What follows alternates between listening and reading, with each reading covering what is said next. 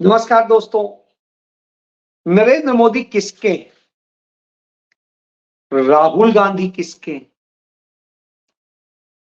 कोई जननायक कैसे बनता है? कोई नायक कैसे बनता है? कोई खलनायक कैसे बनता है? हम सब इन सारी चीजों में उलझे हुए हैं। कौन भ्रष्ट है, कौन ईमानदार है, कौन सच्चा है, कौन झूठा है? इस देश को क्या मिला? सवाल इस पर होना चाहिए। सवाल होना चाहिए, कौन देना चाहता है इस देश को? सवाल होना चाहिए कि किसने दिया है इस देश को? सवाल होना चाहिए किसने सिर्फ लिया है इस देश से? आज आपसे यही बात करूं। राहुल गांधी ने आज वायनाड में वहां के प्रतिनिधि बनने के लिए अपना नामांकन पत्र दाखिल, वो नामांकन दाखिल करने वहां पहुंचे तो वहां की जनता उनके लिए स्वागत में ऐसे चल रही थी जैसे एक बड़ी नदी एक लहर के साथ आ रही और वो सब चीज को समेट लेना चाहती हो, हर किसी को नहला देना चाहती हो। कमोबेश इसी अंदाज में राहुल गांधी पहुंचे। उन्होंने नामांकन किया। नामांकन करने के बाद में क्षेत्र के लोगों में घर घर गए, उन्हें अपनी गारंटियों के पर्चे बांटे और कहा हम आपके लिए क्या करेंगे और हमने क्या किया है यह मैं नहीं बताऊंगा, क्योंकि जो किया है वो आपने देखा है, आप जाने। मेरे सामने कोई भी लड़े, मुझे फिक्र नहीं। मुझे फिक्र नहीं कौन मेरे साथ आता है, कौन मुझे छोड़ जाता है। तो राहुल गांधी का यह कहना, यह बोलना, यह दर्शाता है कि वह जननायक, नायक और जननायक बनने में बड़ा एक फर्क होता है। नायक बनावटी भी हो सकता है, लेकिन जननायक वही बनेगा जिसको जनता बनाती है, जिसको इस देश के लोग पसंद करते हैं या जिस क्षेत्र के का वो होता है वहां के लोग प्यार करते हैं। आज राहुल गांधी के साथ यही है। राहुल गांधी बनना कोई आसान काम नहीं है। राहुल गांधी बनने के लिए गालियां खानी पड़ती हैं, अपने परिवार की शहादतें देनी पड़ती हैं। राहुल गांधी बनने के लिए त्याग करना पड़ता है। राहुल गांधी बनने के लिए दृढ़ प्रतिज्ञ होना पड़ता है। राहुल गांधी बनने के लिए औलादी बनना पड़ता है। गालियों को भी जो फूल की तरह ले, जो नफरत को भी प्रसाद समझ के शिव की तरह से जहर को पी जाए और दुनिया में मोहब्बत बांटे, दुनिया में अमृत बांटे, वो होता है। तो राहुल गांधी वो है। यही वजह है कि राहुल गांधी को प्यार करने वाला हर वर्ग में है, हर जाति में है, हर धर्म में है। और यह चीज आज वायनाड में साफ देखने को मिली। और वायनाड ही नहीं, देश के आज तमाम हिस्सों में जब बात होती है तो लोग कहते हैं नेता तो राहुल गांधी, और तमाम लोग यह भी कहते हैं कि वो राजनेता नहीं है, वो तो एक संत। कुछ उन्हें किसी तरह से कहते हैं, कुछ किसी तरह से कहते हैं। तो तुलसीदास जी ने एक जगह लिखा है रामचरितमानस में, जाकी रही भावना जैसी प्रभु रतिन देखी जैसी। तो जिसकी भावना अच्छी होगी उसे राहुल गांधी संत नजर आएंगे, जिसकी भावना अच्छी होगी उसे वो जननायक नजर आएंगे। लेकिन जिनकी भावना गाली देने वाली होगी, जिनके मन में कलुष होगा, उन्हें वो नहीं समझ में आएगा। दूसरा होता है खलनायक। खलनायक कौन होता है? जब इस देश के हजारों हजार लोग, लाखों लाख लोग दवाओं के अभाव में, ऑक्सीजन के अभाव में पैदल चलते भूखे मर रहे होंगे, प्यासे मर रहे होंगे, तब वो अपने आरामगाह में ऐश मना रहा होगा, दाने चुगा रहा होगा और खुद को सुरक्षित कर रहा होगा। वो होता है जो इस देश के सैनिकों को मरता छोड़ देता है, लेकिन उनकी लाशों पर वोट मांगता है। वह होता है जो आपको भिखारी बना देता है, 5 किलो अनाज के लिए लाइन में खड़ा कर देता है और कहता है कि हम तो तुम्हें रोटी खिला रहे हैं, अन्नदाता हैं तुम्हारे। वो होता है जो आपकी नौकरियां छीन लेता है, बेरोजगार कर देता है, नफरत से भर देता है, दूसरों को मारने के लिए प्रेरित करता है। वो होता है और जो सिर्फ अपने लिए करता है, अपने चहेतों के लिए करता है, शेष भूल जाता है। वो होता है जो भ्रष्टाचार को जन्म देता है, जो भ्रष्टाचार को नियमित एक तरीके में खाका बना देता है, उसे ही एक विभाग बना देता है। वो होता है। यह काल हम देख रहे हैं और इस काल को जब हम देखेंगे तो हमें राहुल गांधी की एक बात याद आती है। राहुल गांधी बार बार बोलते हैं कि चंद 25-30 जो है पूंजीपति हैं, 20-25, उन्हीं के हाथ में सब कुछ सौंप दिया है नरेंद्र मोदी। आज एक रिपोर्ट आती है और वो रिपोर्ट मेरी नहीं, आपकी नहीं, वो रिपोर्ट होती है उस फोर्ब्स की जो हर साल जारी होती है। उसमें आता है कि आज भारत में अरबपतियों की संख्या बढ़ गई है और टॉप अरबपतियों में जो 25 लोग हैं वो सारे नरेंद्र मोदी के चहेते लोग हैं। वो लोग हैं जिनको तमाम तरह के लाभ दिए गए और वो लोग हैं जिनके खिलाफ ईडी और दूसरी कार्रवाई हो रही थी वो बंद कर दी गई, इनकम टैक्स की कार्रवाई बंद कर दी गई। वो लोग हैं। तो ऐसे लोग हैं, नाम की लिस्ट लंबी है, चंद नाम बता देता हूं। मुकेश अंबानी, गौतम अडानी, शिव नादर, सावित्री जिंदल, इन पर ईडी केस चल रहा था। दिलीप सिंघवी, साइरस पूनावाला, जिन्होंने जिस तरीके से कोविड का लाभ उठाया, आपदा में अवसर, वो कुशल पाल सिंह, आप सब जानते हैं केपी सिंह को, डीएलएफ का जो खेल है, कुमार मंगलम बिरला, सहारा बिरला डायरी बरामद हुई थी जब नरेंद्र मोदी मुख्यमंत्री हुआ करते थे इनकम टैक्स की रेड में, और उससे पता चला था कि कितने रुपए जो है नरेंद्र मोदी को दिए गए थे। उसके बाद में राधा किशन दबानी, आप समझ सकते हैं गुजरात से आते हैं। लक्ष्मी मित्तल, समझ सकते हैं कैसे एयरटेल का जो खेल हुआ है, आपने देखा है अभी चुनाव बांड में देखा। तो ये चंद से मैंने आपको नाम दिए। एक और बड़ा महत्वपूर्ण है, अपने आप को दिवालिया घोषित करने वाले अनिल अंबानी, उनको भी जान लीजिए। आलीशान घर में रहते हैं, अपने चार्टर्ड प्लेन से चलते हैं और उनके लिए नरेंद्र मोदी राफेल खरीद के लिए उनकी नई नवेली बनाई हुई, फटाफट कागजों में बनाई हुई कंपनी को तुरंत ठेका दे देते हैं और उनकी कंपनी का 2700% शेयर बढ़ जाता है। 2700%, थोड़ा बहुत नहीं, ये नरेंद्र मोदी की कृपा है। इससे आप समझ सकते हैं। तो ये उदाहरण दे रहा हूं कि इस तरीके से करते हैं। लेकिन यदि आप नरेंद्र मोदी के क्लोज नहीं है, विपक्षी नेता हैं, गलत है या सही है मुझे नहीं पता, अगर आपके खिलाफ ईडी मुकदमा दर्ज करती है तो उस स्थिति में साहब ये कैसे बरी होते हैं इसको भी जान लीजिए। 25 केसेस का जिक्र किया, आज इंडियन एक्सप्रेस ने इसको लेकर अच्छी खबर छापी है।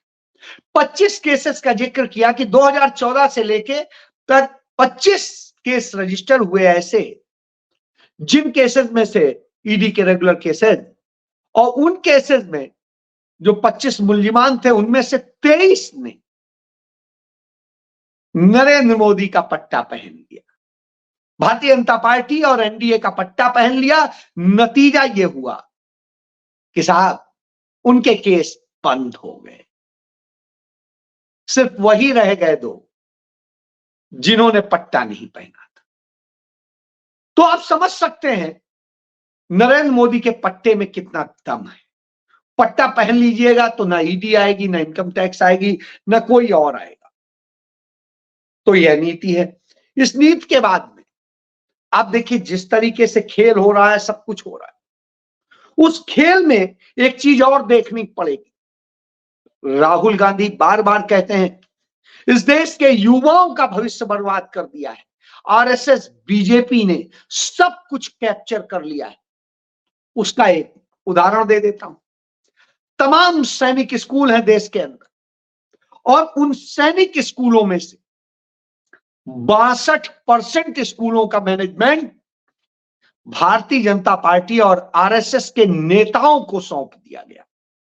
फिर से सुन लीजिए, जो एनडीए के जिसमें जाते हैं और चीजों की तैयारी करते हैं, वो सैनिक स्कूल जो है उनमें 62% आरएसएस और बीजेपी के नेताओं, पदाधिकारियों, मुख्यमंत्रियों को सौंप दिए गए। उनके परिवारों को उसका मैनेजमेंट सौंप दिया गया, उन्हें दे दिए गए।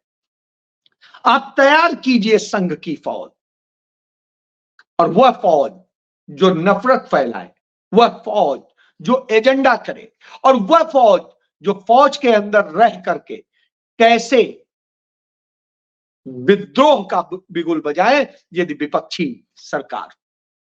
ये वही नीति है जो मुसोलिनी करता था, ये वही नीति है जो हिटलर करता था, कि ऐसे तैयार करता था। तो जो वो तैयार करते थे, जो काले ड्रेस में होते थे, वही फौज तैयार करने का जिम्मा इन्हें सौंपा गया है।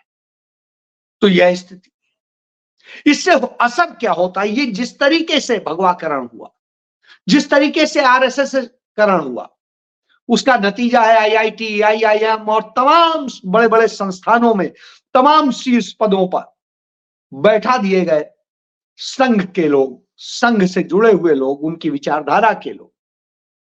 और उसका नतीजा है जो मुंबई आईआईटी 100% प्लेसमेंट देता था, उसकी हालत ये हो गई, पिछले साल उसने 32% प्लेसमेंट दिया था, इस साल 32% नहीं दे पाए थे, इस साल वो 36% नहीं दे पाए।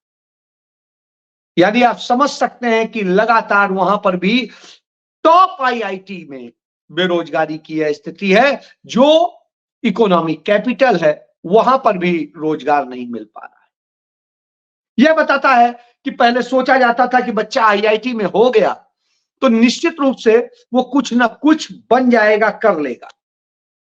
लेकिन साहब वो यदि बनेगा तो नफरत फैलाने वाला बनेगा, वो बनेगा तो वो बनेगा रेपिस्ट बनेगा, कहीं ठगी करने वाला बनेगा, कहीं कोई बनेगा, लेकिन वो काबिल नहीं बनेगा, वो इस योग्य नहीं बनेगा कि वो जॉब के काबिल हो।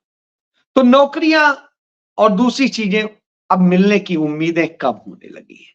पहले होता था आईआईटी कर लो, कुछ ना कुछ तो हो ही जाएगा, एम्स में चले जाओ, कुछ ना कुछ कहीं ना कहीं हो ही जाएगा, आप आईआईएम कर लोगे तो कहीं ना कहीं कुछ ना कुछ हो जाएगा। आज सब जगह प्लेसमेंट की स्थिति बद से बदतर है।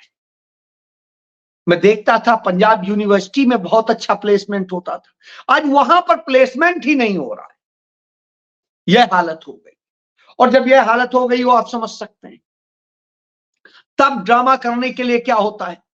कहीं पर सिने स्टार उतारे जाते हैं चुनाव लड़ने के लिए, कहीं पे हीरोइनें उतारी जाती हैं, कहीं पर जो है इन्फ्लुएंसर उतारे जाते हैं, कहीं पर और दूसरे सेलिब्रिटी, एजेंडाधारी एक्टिविस्ट उतारे जाते हैं, और ये सब उतारे जाते हैं और इनको उतार के सोचा जाता है कि हम जीत हासिल कर लें।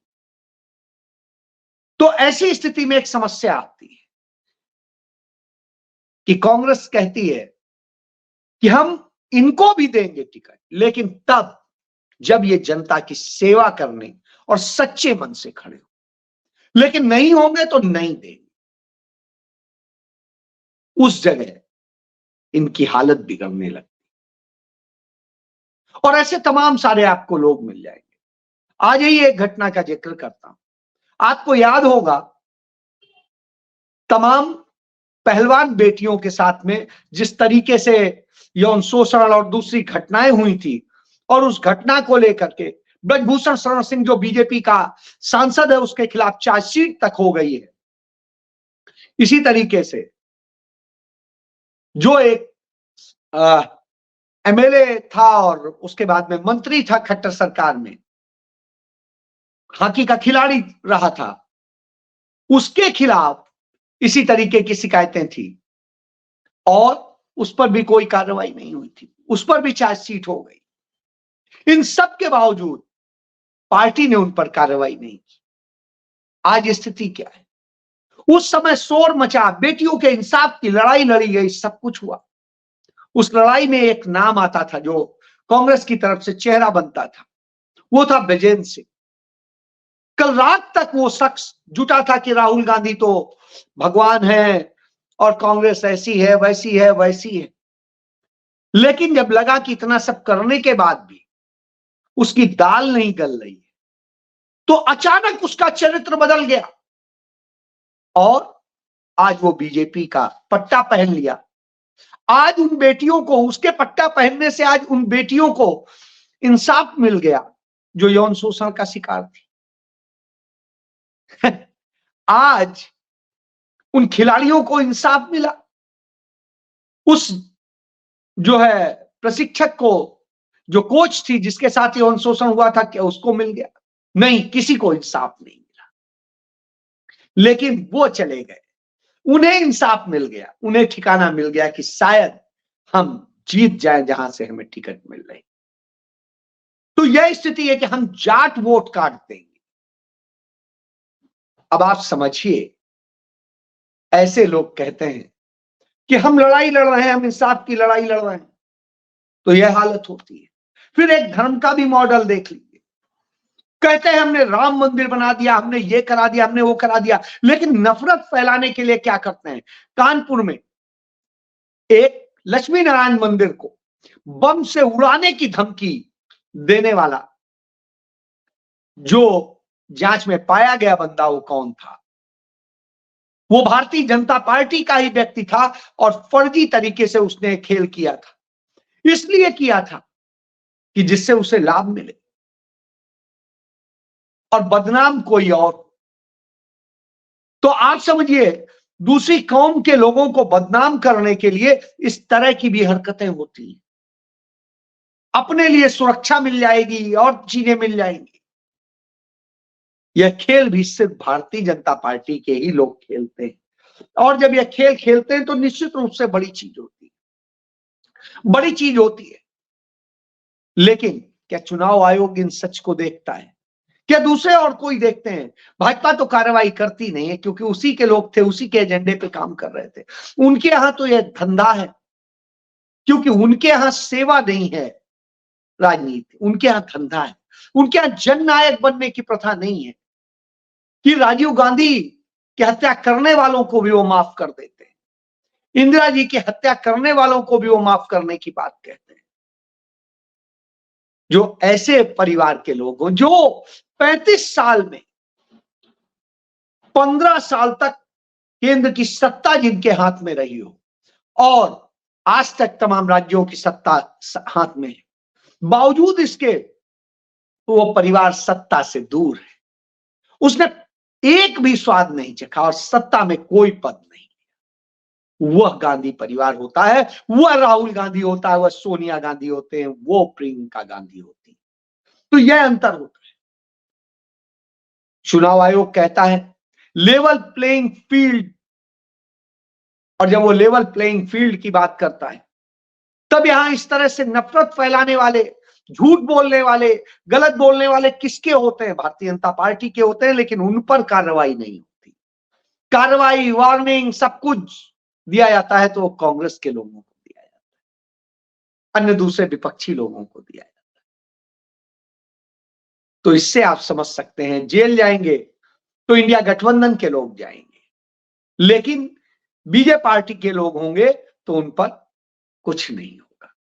यही भाजपा और नरेंद्र मोदी का चेहरा है। इसीलिए वो खलनायक हैं और इसीलिए राहुल गांधी जननायक हैं, क्योंकि वो जनता के दर्द को महसूस करते हैं, अपने को नहीं। वो उसके लिए लड़ रहे हैं। जय